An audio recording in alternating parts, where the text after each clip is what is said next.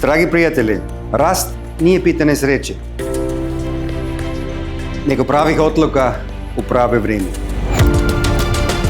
EU plan rasta za Zapadni Balkan donosi Crnoj Gori priliku za brži razvoj i bližu budućnost u Europskoj uniji.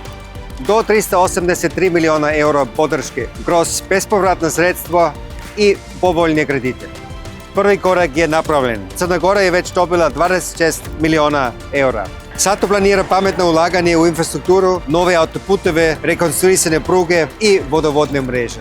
Planira obrazovanje za budućnost, nove škole, moderno opremljene učionice i nove vrtiće. Planira brži protok robe, zeleni koridori koji smanjuju gužve na granicama. Planira da zaboraviš na visoke troškove prenosa novca u Europi. Planiraj da rastemo zajedno do cilja. Planira EU.